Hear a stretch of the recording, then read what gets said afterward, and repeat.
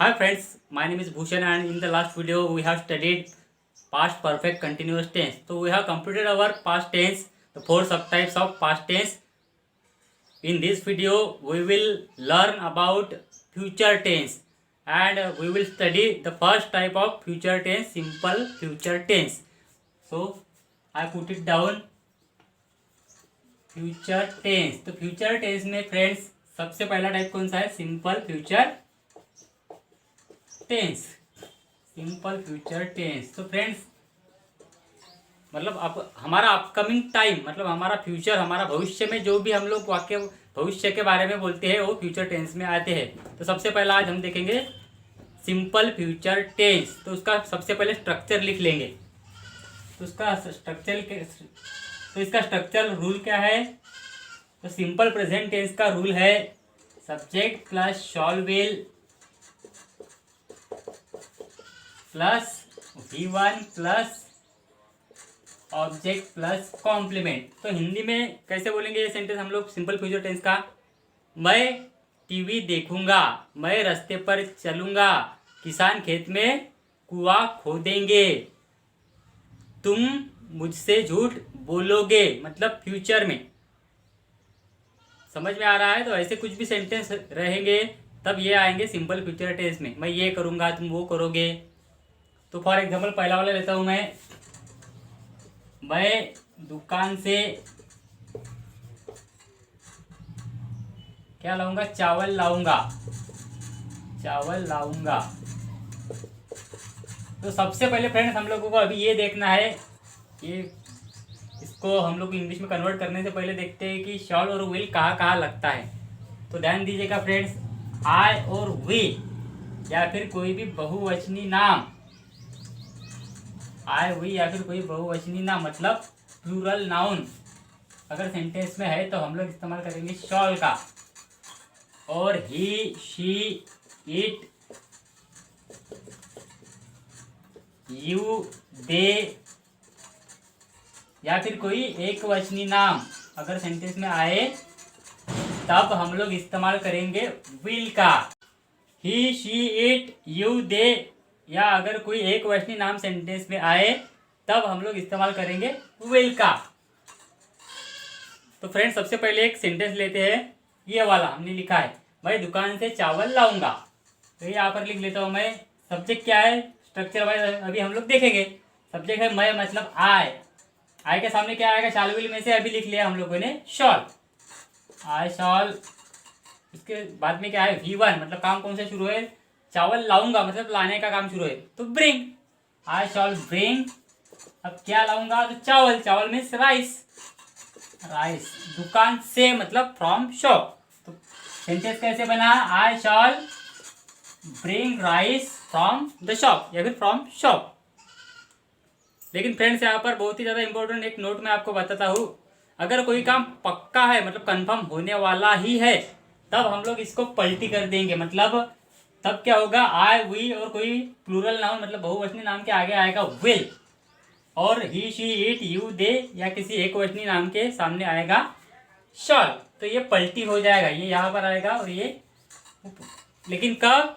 अगर कोई काम मतलब कंफर्म है कि वो होने वाला ही है तब हम लोग इस्तेमाल करेंगे मतलब इसको पलटी कर देंगे आमतौर पर. लेकिन आई वी और कोई भी बहुवचनी नाम मतलब प्लूरल नाउन अगर रहेगा तब हम लोग इस्तेमाल करेंगे शॉल का.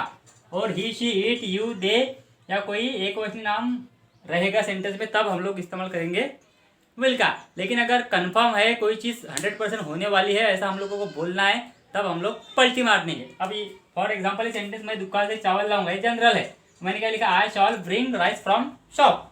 लेकिन अगर मुझे ऐसा बोलना है कि मैं 100% मतलब कंफर्म है कि मैं लाऊंगा ही तब मैं क्या बोलूँगा? I will bring rice from the shop. तो ये यहाँ पर ध्यान दीजिएगा इसका इस्तेमाल कैसे करते हैं. अगर यहाँ पर दूसरा सेंटेंस ऐसा होता है कि तुम पेन चुराओगे, तो कैसा होता सेंटेंस? यू. जनरली क्या है? यू के सामने क्या आता है? Will. Helping verb. You will steal a pen. लेकिन अगर कंफर्म बात है कि चुराओगे ही ऐसा बोलना है तब हम लोग ये क्या विल की जगह पे क्या लिखेंगे, you shall steal a pen, you shall steal a pen. तो ये आप ध्यान दीजिएगा। फ्रेंड्स नेक्स्ट वाला एग्जांपल, मैं नदी में तैरूंगा या फिर विराट नदी में तैरेगा। विराट नदी में तैरेगा, विराट नदी में तैरेगा मतलब भविष्य में काम होगा वो। तो सब्जेक्ट क्या है, विराट। विराट, तो विराट क्या है, एक वचनी नाम है, तो क्या हम लोग इस्तेमाल करेंगे, विल। चार विल में से विराट विल। अब तैरने को क्या बोलते हैं, स्विम, SWIM हो गया। अब कहाँ पर, तो नदी में, इन द रिवर। तो नदी में क्या है, कॉम्प्लीमेंट है, in the river. Virat will swim in the river. लेकिन अगर 100% पक्का है कि वो विराट कंफर्म है ये बात कि तैरेगा ही, तब हम लोग इस्तेमाल कर सकते हैं यहाँ पर, Virat shawl swim in the river. तो फ्रेंड्स नेक्स्ट वाला एग्जांपल लेते हैं, मैं मेरी बाइक दुरुस्त करूंगा। तो मैं लिखता नहीं हूं अभी, तो मैं मेरी बाइक दुरुस्त करूंगा मतलब आई शॉल रिपेयर माई बाइक। तो इंग्लिश में लिख लेते हैं, मैं मतलब क्या, आई के सामने क्या आता है, शॉल। उसके बाद में दुरुस्त करने को क्या बोलते हैं, किसी भी मतलब कोई इलेक्ट्रॉनिक्स की चीज है तो रिपेयर। आई शॉल रिपेयर मेरी बाइक मतलब my bike, I shawl repair my bike. Next वाला सेंटेंस देखेंगे, तुम किताब में वर्ड ढूंढोगे मतलब कोई भी शब्द ढूंढोगे। तो तुम क्या है, फिर सब्जेक्ट यू के सामने क्या आएगा, हेल्पिंग वर्ब विल। अब ढूंढने को क्या बोलते हैं, लुक फॉर। अगर हम लोग लेंगे तो वो है फ्रेजल वर्ब, और आमतौर पर क्या लेते हैं हम लोग, सर्च। तो सर्च, यू विल सर्च क्या, अ वर्ड मतलब शब्द, किताब में मतलब इन the book, you will search a word in the book. यही सेंटेंस में टू वर्ड वर्ब का इस्तेमाल करूँ तो कैसे लिख सकता हूँ, ध्यान दीजिएगा, यू विल लुक फॉर। अब लुक फॉर मतलब क्या है, ढूंढना, you will look for a word in the book, you will look for a word in the book. तो दोस्तों ध्यान दीजिएगा, मतलब ये लुक फॉर जो है ये फ्रेजल वर्ब है, टू वर्ड वर्ब मतलब एक और दो वर्ड है इसमें, तो टू वर्ड वर्ब भी से बोला जाता है। तो लेकिन इसका क्या है, मतलब पहला वाला जो मेन वर्ब होता है उसके अकॉर्डिंग मतलब टेंसेस के अकॉर्डिंग ये बदलता रहता है। अगर ये सेंटेंस सिंपल पास्ट का होता तो तुमने किताब में क्या ढूंढा, शब्द ढूंढा। ऐसा अगर सिंपल पास्ट में होता तो सेंटेंस कैसे बनता, यू। अब लुक का V2 यहाँ पे चाहिए था, तो हम लोगों को क्या लेना चाहिए, लुक। लुक को हम लोग लगाएंगे ईडी, क्योंकि वहां पर subject plus V2 plus object plus complement ऐसा स्ट्रक्चर होता है। तो हम लोग मतलब ये मेन वर्ब पे क्या करेंगे, अलग अलग उस पर टेंसेस के अनुसार ये बदलता जाएगा इसका फॉर्म, मतलब V1 V2 V3 ये तीनों फॉर्म में से जो टेंस होगा वो बदलता जाएगा। और लेकिन जो सामने वाला जो प्रीपोजिशन है टू वर्ड वर्ब का, प्रेजेंट वर्ब का, वो सेम रहता है। वही सेंटेंस में ऐसे बोलूँ कि मैं किताब में वर्ड ढूंढता हूँ, मतलब मैं किताब में शब्द ढूंढता हूँ, तो क्या आएगा, I look for the word in the book. यही वर्ड अगर मैं पास्ट कंटिन्यूस में बोलूँ तो I was looking for a word in the book. अब लुक को मैंने आईएनजी लगा दिया।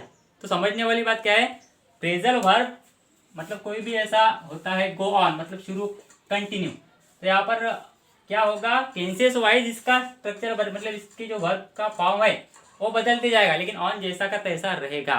समझ में आ रहा है। हाँ, अगर मैं प्रेजेंट कंटिन्यूस टेंस में ये सेंटेंस बोलूँ तो कैसे आएगा, ये इस टेंस में you will look for a word in the book, तो ये कैसे आएगा, you are looking for a book in the, you are looking for a word in the book. Present perfect में कैसे आएगा, you have looked for a word in the book. तो हम लोग ये चेंजेस मेन वर्ब को करते हैं, उसके बाद में प्रीपोजिशन आता है वो वैसे के वैसे ही आता है। तो ये बात ध्यान दीजिएगा। सो फ्रेंड्स नेक्स्ट एग्जांपल, मैं गोरा दिखने की कोशिश करूंगा। तो होता है आमतौर पर शादी के लिए लोग, लड़कियां तो बहुत ज़्यादा गोरा दिखने की कोशिश करती है। तो एग्जांपल मैं लिख लिया था यहाँ पे टाइप, मैं गोरा दिखने की कोशिश करूंगा। थोड़े अलग से कुछ एग्जांपल हम लोग ले सकते हैं, वही घिसे पिटे एग्जांपल लेने से अच्छे है कि अलग अलग एग्जांपल लिए जाए। तो मैं मतलब क्या है, सब्जेक्ट आए, यहाँ पर मेन काम कौन सा है, कोशिश करना। यहाँ पर दो मेन मतलब दो वर्ब्स है, दो काम है, दिखना और कोशिश करना, लेकिन जो आखिर में आता है हिंदी में वो होता है मेन वर्ब। तो आय के बाद क्या आता है, helping verb shawl, I shall. अब दिखने को क्या बोलते हैं, अब लेकिन हम लोगों को यहाँ पर गलती नहीं करनी, दिखना मेन वर्ब नहीं है, मेन वर्ब है कोशिश करना। तो हम लोग नया वाला लेंगे, एंडीवर, ट्राई आपको मालूम है, अटेम्प्ट भी शायद आपको मालूम है। एंडीवर को मतलब आय शाल एंडीवर। अब गोरा दिखने की मतलब दिखना मतलब लुक, टू लुक, गोरा मतलब fair. I shall endeavour to look fair, मतलब मैं गोरा दिखने की कोशिश करूंगा। तो फेयर का ध्यान दीजिएगा, स्पेलिंग मिस्टेक आपकी होनी ही नहीं चाहिए। तो फेयर का क्या है फ्रेंड्स, ये देखिए FAIR, फेयर के दो मतलब है, कौन से, फेयर मतलब उचित या फिर गोरा, दूसरा FARE सॉरी, फेयर मतलब भाड़ा, मतलब ये किसी भी चीज़ का भाड़ा, हम लोग भाड़ा देते हैं ना, घर का या फिर बस का। और दूसरा वाला FAIR मतलब ही क्या, जो जत्रा होती है, मतलब कोई पिलग्रिमेज होता है, किसी देवी का कोई मंदिर होता है, वहाँ पे जत्रा भरती है, पुरुष हम लोग कह सकते हैं, उसे कहा जाता है फेयर। तो हम लोगों को एक सेंटेंस का मतलब ये क्या है, तीनों को फेयर ही बोला जाएगा, फेयर फेयर फेयर, लेकिन सेंटेंस में उसका मीनिंग क्या है ये हम लोगों को सेंटेंस पे से समझ में आता है। तो यहाँ पर मैंने क्या लिखा, गोरा दिखने के मतलब यहाँ पर मैंने गोरा, फेयर का वर्ड क्या लिया, गोरा। अगर दूसरा सेंटेंस होता कि I will go to fair, ऐसा होता तो मैं क्या लेता है उसका मीनिंग, मैं उर्स को मतलब जत्रा को जाऊंगा। अगर सेंटेंस ऐसा होता कि I will pay the fair of बस, तो मैं फेयर का मीनिंग क्या लेता कि मैं बस का भाड़ा पे करूंगा, मतलब भरूंगा। तो ये आपको ध्यान देना है। और सबसे इम्पोर्टेंट बात, आपको बहुत ज़्यादा पढ़ाई करनी है, क्योंकि बहुत सारे ऐसे ही वर्ड है या फिर मतलब जिनका तो प्रोनाउंसिएशन सेम है या फिर उनमें वर्ड सेम है, लेकिन उसके 2 या 3 से ज़्यादा मीनिंग मतलब एक एक वर्ड के है। तो इस वजह से इंग्लिश हम लोगों को ज़्यादा डिफिकल्ट लगती है, लेकिन अगर ठीक से पढ़ा जाए, रेगुलरली पढ़ा जाए, तो English is the easiest language in the world. I always say you, I always try to convince you that English is not difficult, not at all. So please study regularly and keep studying. So friends, next 2 example लेंगे और आज का topic समाप्त करेंगे। Next example लेंगे friends, मैं किसानों का सपोर्ट करूंगा। लिख लेता हूँ, मैं किसानों का सपोर्ट करूंगा, किसानों का सपोर्ट करूंगा। सपोर्ट करना क्या बोलते हैं हिंदी में, मुझे नहीं मालूम अभी। तो मैं मतलब आय के सामने क्या आता है, हेल्पिंग वर्ब, शाल विल में से सब्जेक्ट हो गया आय, शाल विल में से शाल, आई शाल सपोर्ट। अब सपोर्ट ऐसा वर्ब है जिसके सामने कुछ भी मतलब प्रीपोजिशन नहीं आता, आई शाल सपोर्ट फार्मर्स।